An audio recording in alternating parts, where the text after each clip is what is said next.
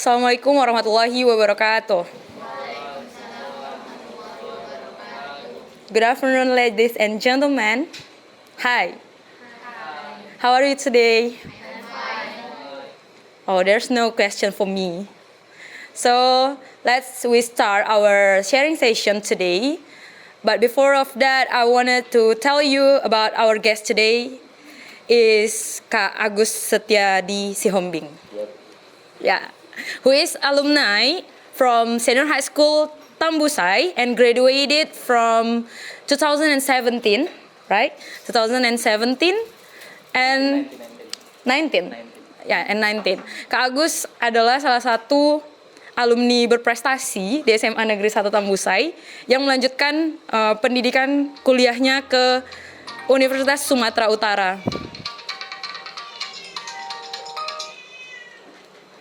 Dan tak berhenti sampai di situ, teman-teman. Di Universitas Sumatera Utara pun Kak Agus masih tetap berprestasi hingga pada hari ini bisa melakukan sharing session dan menyediakan waktunya untuk kita bersama. So mungkin tidak memperpanjang mukadimah, langsung saja kita persilakan kepada Kak Agus untuk memulai sharing sessionnya. Dipersilahkan. Oke, thank you Kalisa.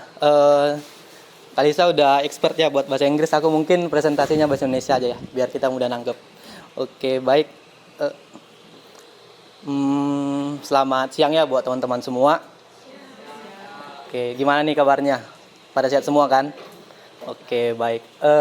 Sebelum aku perkenalan diri, mungkin aku mau cek dulu nih. Ada nggak sih yang kenal aku sini?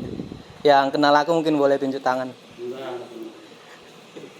Oke, ada ya beberapa. Oke, syukur ya nggak terlalu garing ya. Oke, baik. Mungkin boleh next Pak. Oke, baik ya teman-teman, kenalin nama aku Agus Setiadi Sihombing. Mungkin ini ada sedikit ya, biar nggak terlalu kosong kali. Aku alumni SMA 1 Tambusai tahun 2019, itu angkatan ke-38 gitu. Nah, kemudian aku selama SMA, teman-teman tahu kan bujang dara gitu ya. Aku nggak juara 1 sih ya, cuma jadi bujang 3 tahun 2017.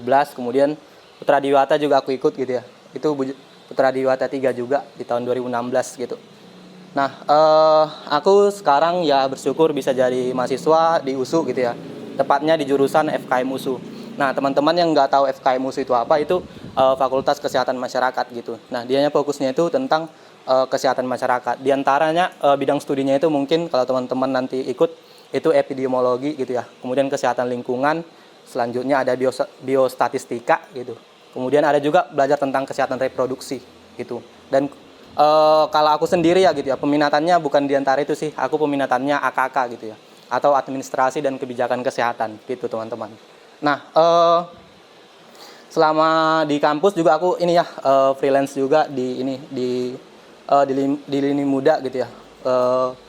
Aku jadi mentor ini ya of video editor learning di Lini Muda gitu.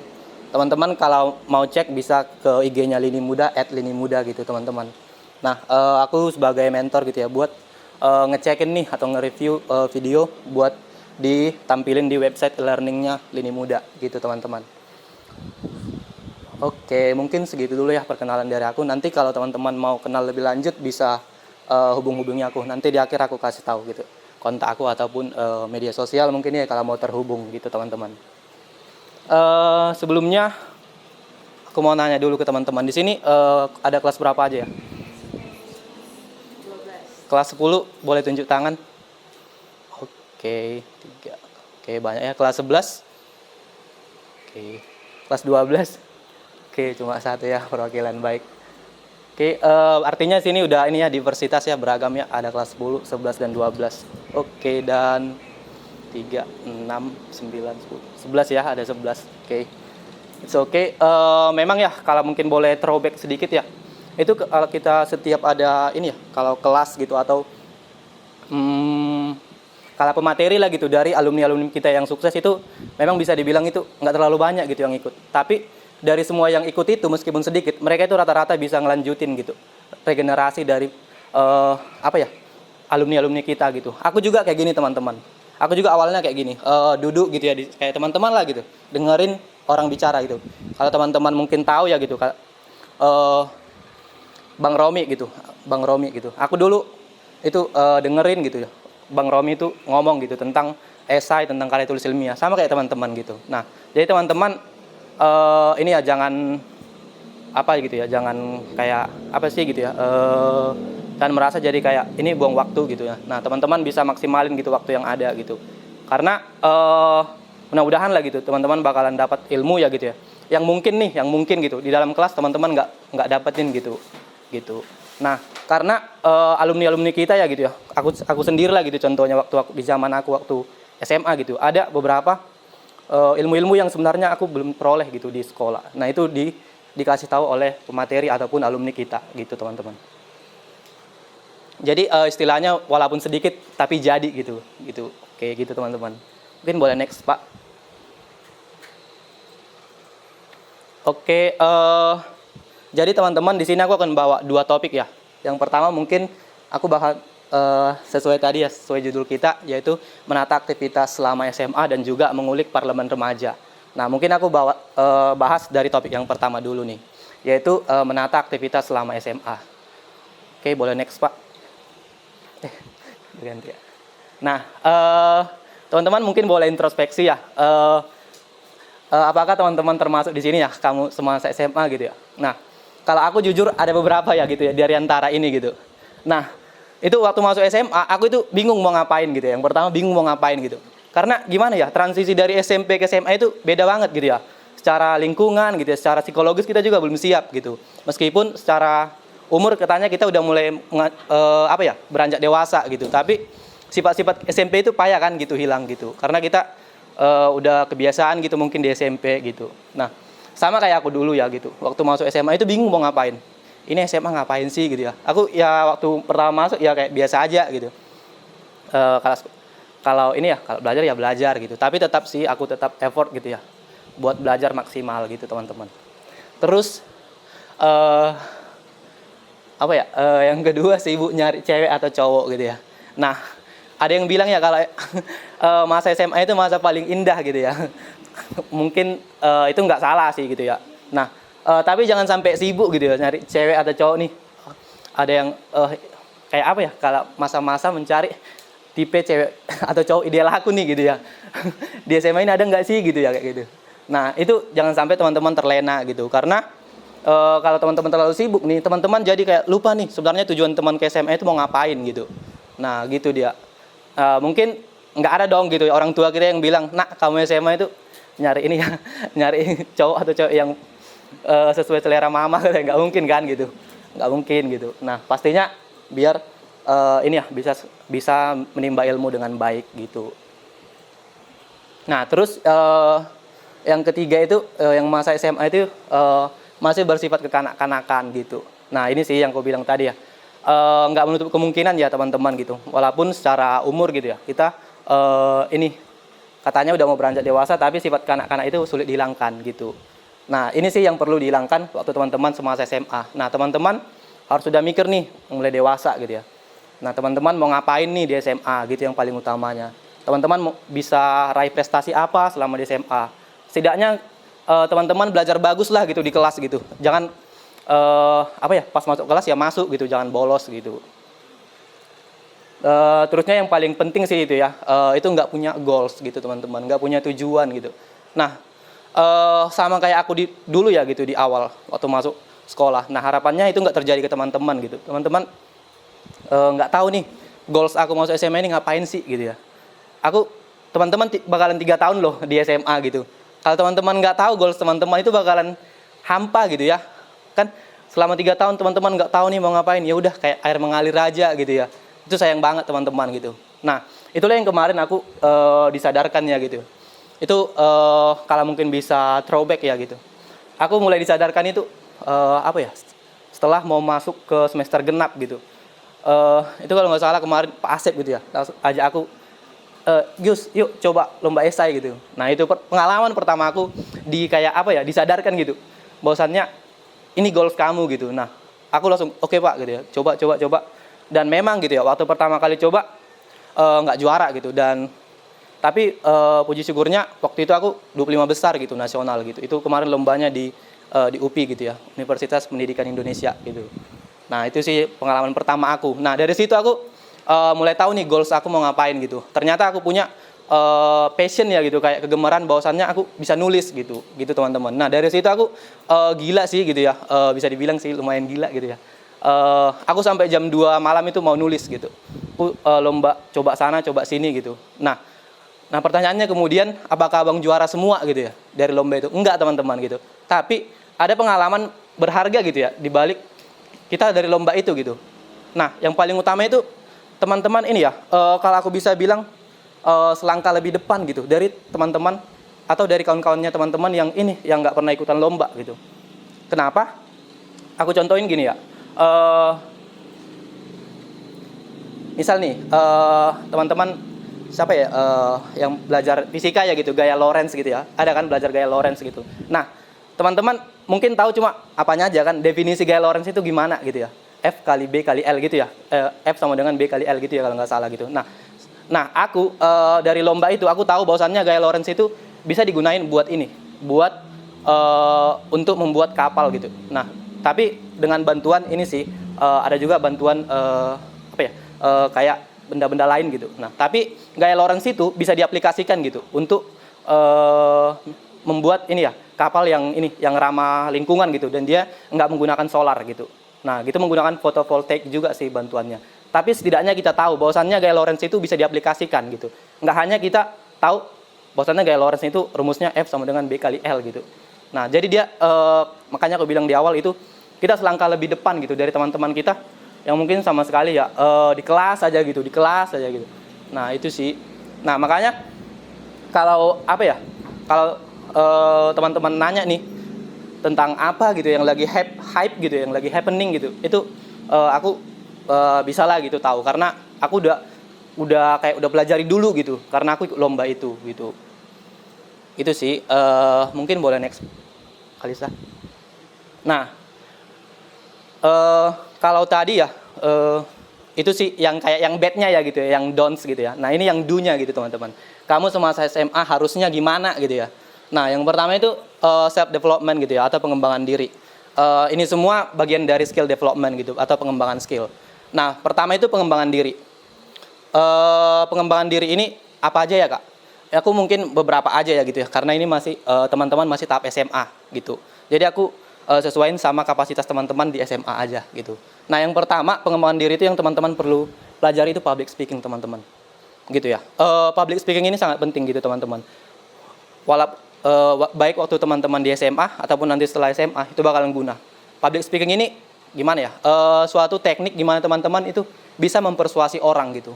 Nah dengan omongan teman-teman orang-orang itu bisa tergerak gitu. Itu salah satu kekuatan dari public speaking gitu.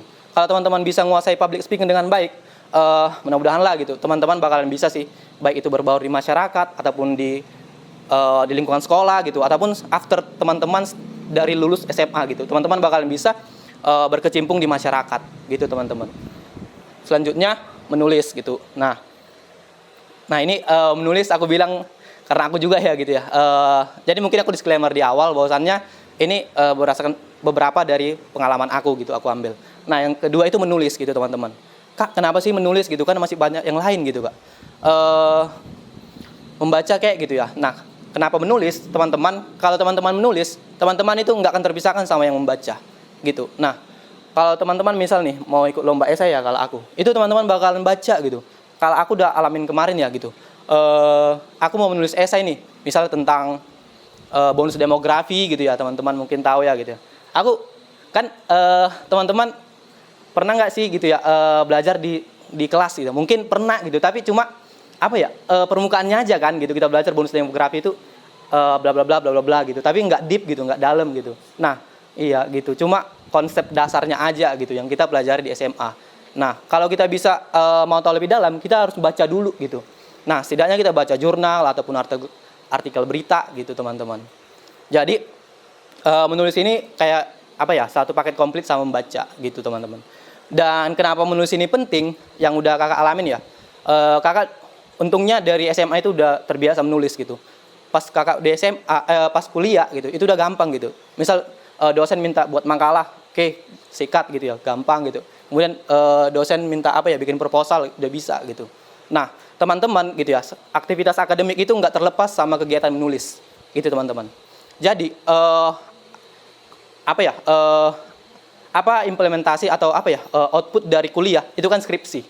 Nah, skripsi itu ditulis gitu teman-teman. Jadi sederhananya menulis ini salah satu jembatan atau hal yang bisa nge-bridging teman-teman buat ini ya, menyelesaikan kegiatan akademik teman-teman dengan baik gitu teman-teman. Selanjutnya yang ketiga atau self development lainnya gitu sesuai passion kamu. Nah, itu aku juga nggak kayak ngepagarin nih bahwasanya teman-teman harus nulis, harus public speaking gitu. Aku nggak pagarin gitu. Teman-teman kalau ada punya hobi lain gitu ya, misal nari gitu ya, misal olahraga gitu. Nah, itu boleh gitu. Asalkan dia bisa ngebangun diri teman-teman gitu. Nah, dan yang paling utama itu ya sesuai dengan passionnya teman-teman gitu. Nah, mungkin teman-teman ada yang mungkin masih asing ya dengan kata passion gitu ya. Nah, passion itu apa sih Kak gitu ya? Passion itu kalau aku bisa sederhanakan gitu ya, definisinya itu sesuatu hal gitu ya, yang kalau teman-teman kerjain itu nggak buat teman-teman boring gitu. Kalau mungkin teman-teman seharian menguliknya, teman-teman nggak rasa capek gitu. Nah, itu dia passion gitu. Misal nih, aku passion aku nulis gitu ya. Aku dari jam 8 sampai jam 2 itu bisa nulis gitu. Tapi aku nggak terlalu capek gitu karena aku enjoy gitu. Nah, itu dia passion. Nah, mungkin teman-teman bisa temuin passion teman-teman dari sekarang. Aku ini ya, harapin teman-teman selama masa SMA ini harus temuin passionnya teman-teman. Kalau teman-teman passionnya nulis, tekuni nulis. Kalau passionnya nari gitu, tekuni nari gitu. Kalau olahraga, tekuni olahraganya gitu. Nah, kenapa ini penting? Nanti kalau teman-teman after lulus dari SMA gitu, teman-teman udah ada kayak pegangan gitu loh.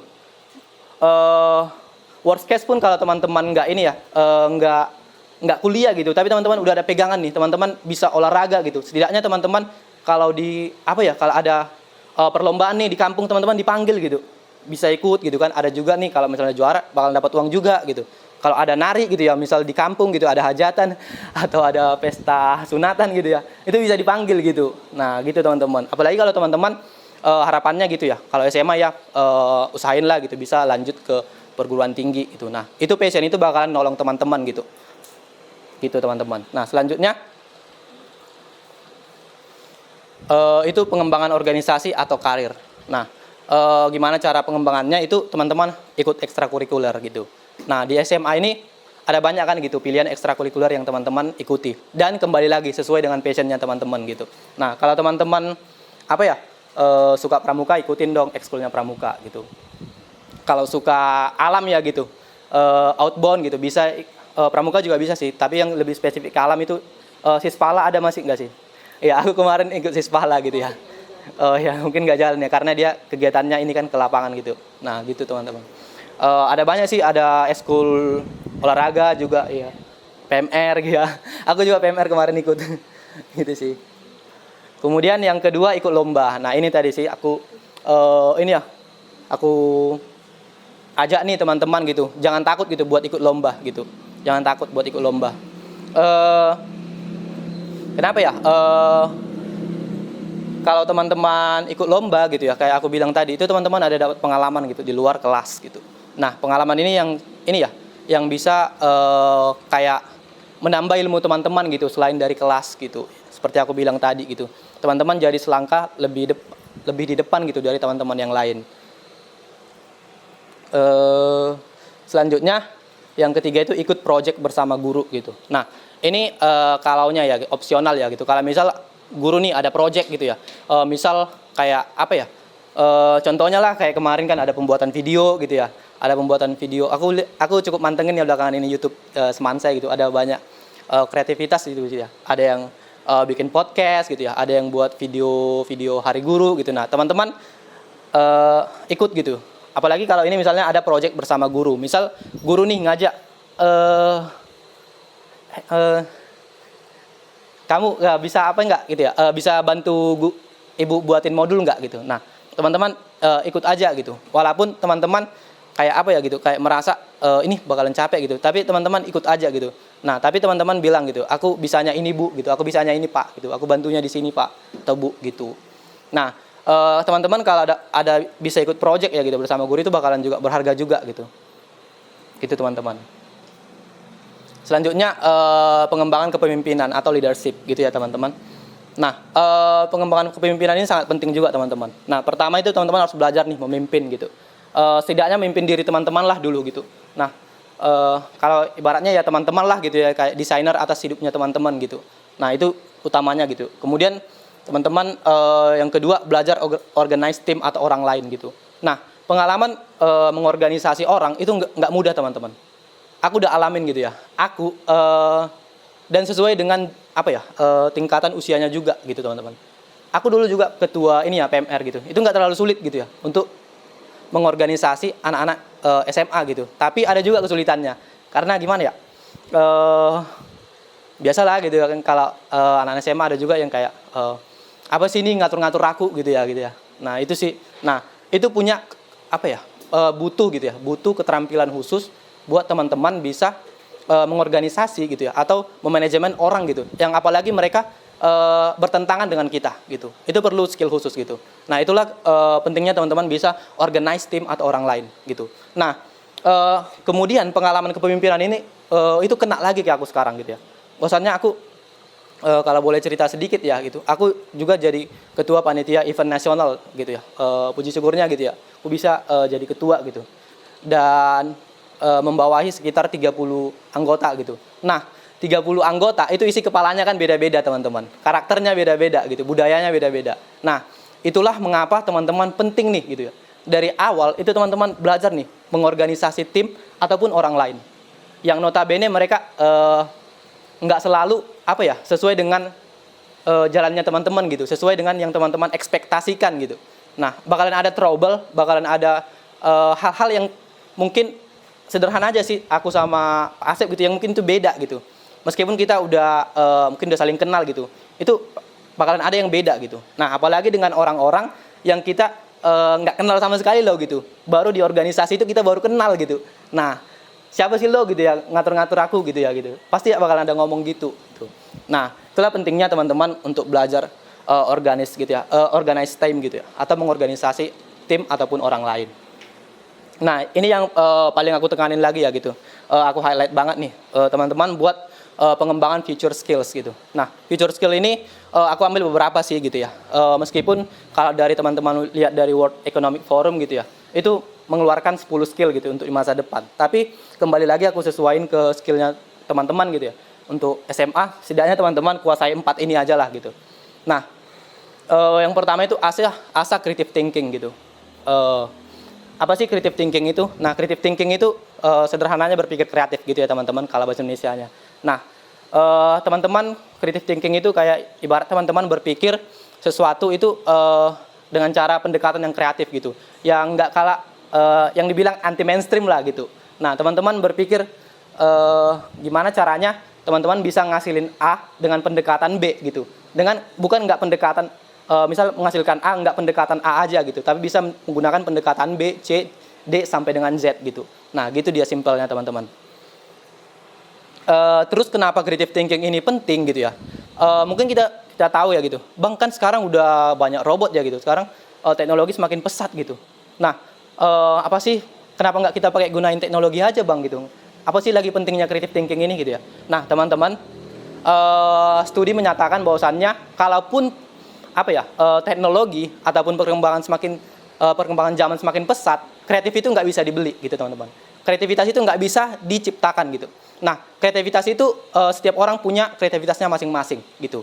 Nah, teknologi ataupun perangkat yang kita gunakan gitu, itu dihasilkan oleh kreativitas gitu. Nah, artinya kreativitas itu nggak bisa dikalahkan oleh robot ataupun teknologi gitu teman-teman. Selanjutnya kedua itu bisa problem solving, itu teman-teman, atau bisa memiliki kemampuan untuk memecahkan masalah. Teman-teman jangan ini ya,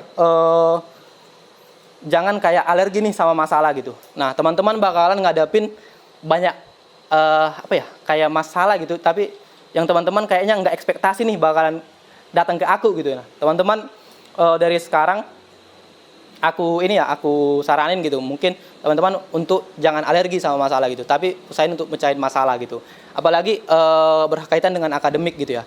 Misal teman-teman sederhana aja sih, teman-teman mungkin ya gitu ya, semester ini ya gitu, mungkin gitu ya, nilainya nggak sesuai ekspektasi teman-teman nih, mungkin rata-ratanya gitu ya 70 gitu. Nah, itu kan sebuah masalah gitu. Nah, teman-teman harus bisa problem solving gimana caranya sesuai ekspektasi teman-teman gitu. Misal dari 70 ke 80 naiknya gitu ya.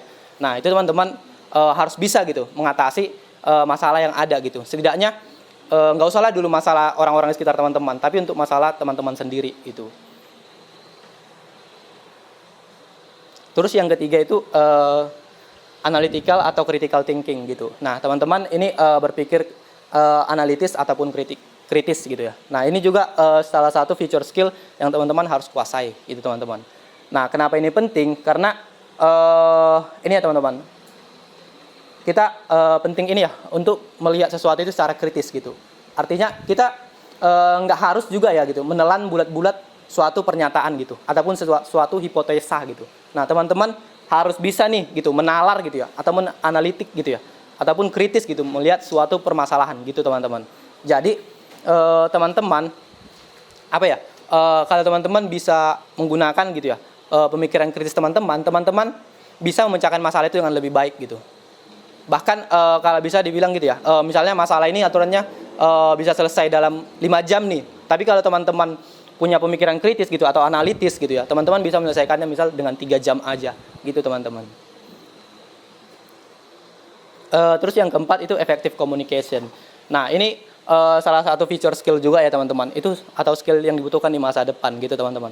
Nah, effective communication ini sangat penting ya teman-teman, karena gimana ya, effective communication ini atau komunikasi yang efektif ini bakalan bisa ini ya teman-teman pergunain buat untuk negosiasi orang gitu ya, atau untuk mempersuasi orang biar misal bisa menerima idenya teman-teman gitu. Kenapa ini penting ya gitu? Karena apa ya, suatu ide gitu yang kita rasa ini udah keren nih gitu ya ide aku gitu, tapi orang-orang kan melihat sudut pandangnya beda-beda gitu ya. Misal aku melihat melihat PPT inilah gitu contohnya gitu ya, ini aku lihat udah bagus gitu, tapi teman-teman mungkin melihatnya doh ini kurang bagus gitu ya, mas harusnya gini, harusnya ini gitu. Nah, itulah pentingnya effective communication itu teman-teman menceritakan kenapa misalnya aku menggunakan PPT ini gitu ya.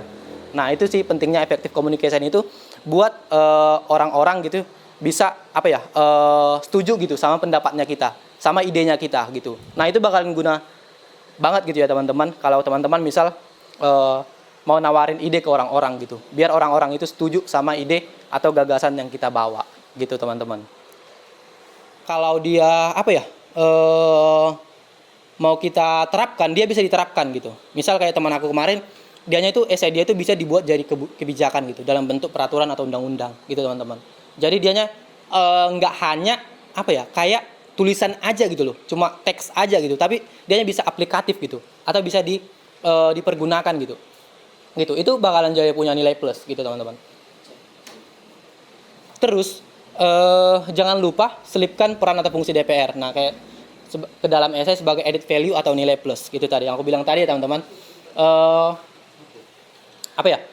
Fungsi pengawasan, legislasi atau anggaran tadi itu kalau dibilang kayaknya harus banget sih gitu ya. Teman-teman buat selipin lah gitu. Setidaknya selipin gitu. Walaupun nggak harus banyak gitu, tapi selipin gitu ya, di esainya teman-teman gitu.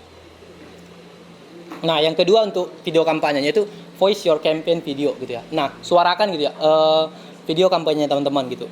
Jadi apa yang perlu diperhatikan? Pertama, video kampanye harus sesuai ketentuan kayak di awal tadi ya gitu. Terus video kampanye disadur dari esai. Nah, video kampanye itu based on dari esai teman-teman gitu ya. Usahain based on dari esai teman-teman gitu. Nah, kenapa jadinya penting ya maximize your essay ini? Karena tadi itu dari esai teman-teman itu yang bakalan jadi pondasi teman-teman buat untuk video kampanye nanti gitu. Jadi nih kalau udah keren nih gitu, kalau udah bagus nih esai teman-teman nggak bakalan susah lah gitu ya buat video kampanyenya. Cuma karena kita esai kan itu tulisan gitu ya teman-teman. Sementara video kampanye itu lisan. Nah, mungkin kayak ibarat challenge-nya gitu ya, tantangannya itu teman-teman gimana cara mengkomunikasiin esainya teman-teman itu jadi sebuah video kampanye yang baik. Nah, itulah tadi ya kan, makanya semua yang aku ngomongin sebenarnya connecting the dots gitu ya, kayak aku bilang gitu ya. Itu saling terhubung gitu ya, satu dengan yang lainnya. Kayak aku bilang di awal tadi ya gitu, effective communication. Nah, itu dia pentingnya. Nah, yang ketiga, percaya diri menyuarakan video kampanye. Nah, posisikan diri kamu layaknya benar-benar sedang kampanye, gitu teman-teman. Nah, teman-teman pernah lihat ini kan, misalnya anggota DPR kampanye gitu ya. Janganlah anggota DPR gitu ya, untuk mungkin pemilihan kades gitu ya, gimana kampanye mereka ya. Ya, teman-teman harus itu ya, memposisikan diri teman-teman, bahwasanya teman-teman lagi kampanye gitu. Nah, kalau lagi kampanye, artinya gimana orang-orang apa ya, bisa apa ya, mungkin pertama pesan yang kita sampaikan itu diterima sama audiens kita gitu ya, itu yang pertama. Yang kedua, apa yang kita sebutin mereka ngeh gitu dan mau ngelakuin gitu ya teman-teman, gitu dia. Nah, teman-teman harus posisi ini, teman-teman sedang kampanye gitu. Nah, di dalam video kampanye nantinya gitu. Nah, ini aku notice lagi ya. Sekali lagi gitu, jangan lupa selipkan peran atau fungsi DPR ke dalam video kampanye sebagai added value atau nilai plusnya. Nah, yang aku lihat ya gitu ya dari stalking video Parja kemarin ya, itu mereka yang lolos itu memang apa ya, ada gitu ya, menyelipkan gitu ya fungsi-fungsi DPR tadi gitu. Yang ketiga tadi, pengawasan, legislasi dan juga penganggaran gitu teman-teman. Nah, ini juga apa ya? The last but not least lah gitu ya, meskipun yang terakhir tapi nggak kalah penting gitu ya, itu make a selling CV gitu ya, CV gitu ya, atau curriculum vitae atau daftar riwayat hidup. Nah, yang pertama teman-teman yang harus perhatiin gitu ya, buat essay itu dengan rapi gitu ya teman-teman. Aduh, buat CV dengan rapi, kayaknya aku nih salah ketik ya gitu. Buat CV ya teman-teman, buat CV dengan rapi dan sesuai ketentuan. Itu jika ada template khusus yang disediakan gitu teman-teman. Kemudian pergunakan alat bantu membuat CV jika teman-teman nggak bisa ngerjain manual gitu. Nah, sekarang ya teman-teman itu sangat gampang. Teman-teman nih, Kak, aduh aku bingung nih, gimana ya template buat CV yang bagus itu gitu. Teman-teman bisa cek di Canva, itu ada. Itu ada beberapa template untuk CV. Kemudian di website juga ada kok gitu ya. Di website penyedia pembuatan CV itu ada. Teman-teman tinggal searching aja misal template CV gitu. Itu bakalan ada gitu. Kemudian make sure atau pastiin essay sudah selling yourself gitu. Nah, aku tuh kasih tanda petik yaitu selling yourself itu ngejual diri kamu. Tapi bukan dalam artian ngejual diri ya gitu ya. Tapi ngejual kayak ini ya, karakter dirinya teman-teman gitu ya. Kemudian pengalaman organisasi atau kepanitiaan, kemudian keterampilan dan juga pastinya prestasi. Nah, itulah dia selling yourself. Nah, gimana melalui CV ini orang apa ya, penyeleksinya itu tahu bahwasannya ini anak berprestasi gitu ya, ini anak karakternya bagus gitu. Nah, itu dia yang disebut dengan selling yourself gitu ya. Nah, dan yang paling penting ini sih yang aku lihat, karakter diri ya betul juga. Kemudian pengalaman organisasi juga penting gitu ya teman-teman. Yang aku lihat yang kemarin teman aku lolos, dianya itu mengikut organisasi di SMA itu sangat banyak gitu, dan juga punya keterampilan gitu ya, dan juga prestasinya juga sangat banyak gitu teman-teman. Jadi teman-teman nih yang kalau misalnya belum ada prestasi nih, bisa lah gitu ya dikumpul-kumpulkan gitu ya. Kalau udah ada prestasi makin bagus lagi gitu buat daftar itu teman-teman. Oke, mungkin boleh next, Cak. Oke, thank you. Ada pertanyaan? Yuk kita diskusi gitu ya. Oke, jadi kayaknya aku udah panjang lebar ya. Tapi sebenarnya aku lebih banyak maunya teman-teman sih yang ngomong gitu ya. Karena kita sharing session ya gitu ya. Saling interaksi gitu.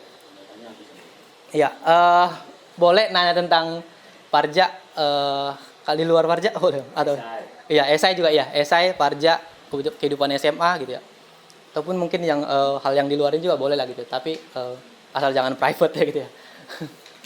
Oke. Kalau mau terhubung ke aku juga boleh ya gitu ya. Itu udah ada banyak gitu ya. Gitu ya. Tapi mohon maaf nih gitu ya. Di bulan ini aku lagi cukup sibuk gitu ya. Lagi handle itu tadi yang aku bilang kepanitiaan kami. Saya lagi mau ngadain ini ya, lomba LKTI nasional gitu ya. SMA tuh lomba ini kok enggak mahasiswa di umur Sama sama seminar nasional. Kami menghandle 2 event nasional gitu. Jadi itu bakal diselenggarain akhir bulan ini gitu ya. Dan aku sebagai chairman ya gitu, sebagai ketua gitu. Jadi benar-benar hektik gitu ya bulan ini gitu ya. Jadi mohon maaf kalau misalnya teman-teman ada nge-DM, ada nge-PC gitu ya, aku lama balas. Aku mohon maaf gitu ya. Aku di awal aku bilang gitu. Karena lagi hektik banget gitu. Itu sih. Tapi aku usahain bakalan balas kok gitu. Aku pasti balas gitu. Walaupun memang slow respon. Yes, I'm very very sure. Yes. Aca sebagai buktinya.